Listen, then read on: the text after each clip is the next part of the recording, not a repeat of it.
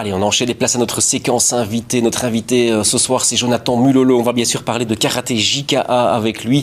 Tu es 10 fois champion d'Europe, 13 fois champion de Belgique, capitaine de l'équipe belge aussi de karaté depuis 2018. Et puis tu l'as annoncé cette année, tu vas prendre ta retraite sportive. Le karaté de compétition, c'est fini pour toi après 15 années au plus haut niveau. Voilà, on est au terme de l'année, hein, c'est l'heure des bilans le mois de décembre. Alors, première question qu'on a envie de te poser, Jonathan, c'est qu'est-ce qui a motivé ta décision? Pourquoi cette année, finalement, prendre ta retraite sportive? Alors, tout d'abord, pour moi, c'était une décision que j'avais déjà prise il y a un petit moment. Je m'étais dit 30 ans, 15 ans de carrière, je pense que c'est le bon moment pour arrêter. J'avais préféré également arrêter à mon plus haut niveau et éviter d'accumuler les compétitions et les blessures et de traîner ça en longueur. Et voilà, je pense aussi que c'était le bon moment pour passer de l'autre côté et dédier cette énergie à la transmission, notamment au sein de notre académie de Simba Team, mais également au sein de la fédération. Ouais, c'est tout à ton honneur de partir quand tu es au top niveau, parce que tu as encore fait une année, justement, on va revenir cette année 2024, une année au top niveau, et ça a commencé par les championnats d'Europe. D'abord, cette année de 2024, on peut la reparcourir un peu avec toi? Oui, tout à fait. Donc, cette année, j'avais deux gros objectifs. Donc, tout d'abord, le championnat d'Europe de karaté traditionnel qui se déroulait à Gand. Voilà, compétition lors de laquelle je termine 3e. Voilà, pour rappel, je n'avais pas combattu ma demi-finale parce que je m'étais blessé lors de la compétition par équipe. Donc voilà, c'était une déception de ne pas pouvoir briller à 200% à domicile. Mais voilà, c'était un très bel événement, une très belle compétition. Et ensuite, voilà, il y avait le championnat du monde qui se déroulait au mois d'octobre. Au Japon, oui. C'est ça, à Takasaki. Donc voilà, ça a demandé une grosse préparation. Donc là, j'ai pris le mois d'été pour vraiment peaufiner ça au maximum.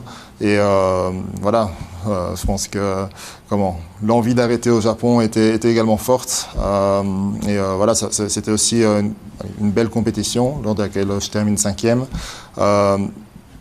Je suis à la fois content du résultat, mais d'un côté, j'en garde une petite déception parce que voilà, je fais ma demi-finale contre un Japonais, mon quart de finale contre un Japonais à domicile avec quelques arbitres japonais autour du tatami, donc ça n'a pas du tout joué en ma faveur.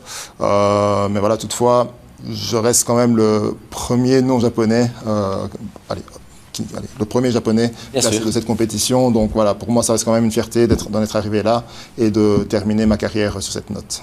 Alors ta carrière, 15 années de compétition, on a choisi un moment, on va te le reproposer, tu vas regarder les images et puis on va voir si tu reconnais ce moment particulier, voilà, si tu peux commenter ces images éventuellement avec nous. Voilà.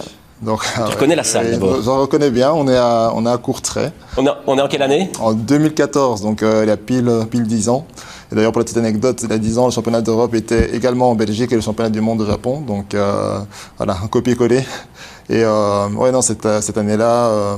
tu es devenu champion d'Europe, pas pour la première fois parce que tu l'avais déjà été, mais la première fois en Belgique, hein, c'était une année vraiment particulière. Ça te fait quoi de revoir, quand tu repenses à tout le chemin parcouru et revoir ces images?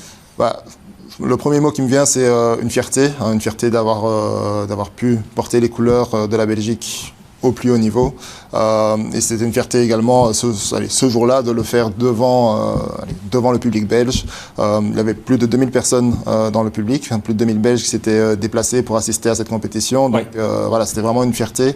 Mais je me rappelle que cet événement m'avait vraiment boosté, m'avait vraiment donné des ailes. Et je pense que ça m'a même donné encore plus confiance pour la suite de ma carrière. Donc ouais, ça fait quand même quelque chose de revoir ces images-là. Ouais.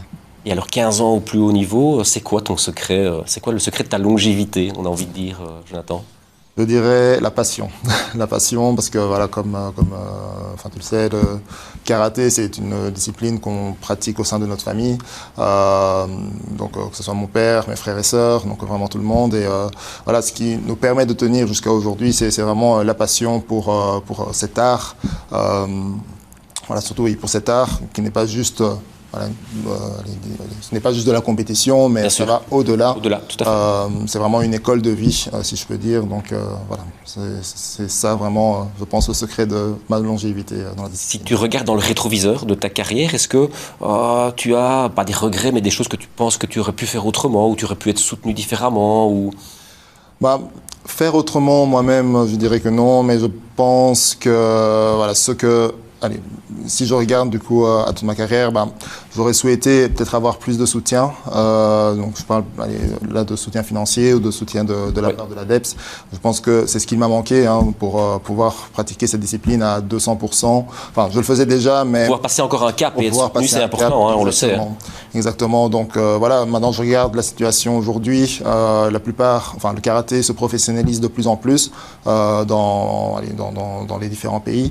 Donc voilà, ça c'est quelque chose que j'espère, en tout cas par exemple pour ma sœur qui performe au plus haut niveau actuellement, c'est qu'elle puisse obtenir le soutien que je n'ai pas eu pour pouvoir exceller dans ses résultats.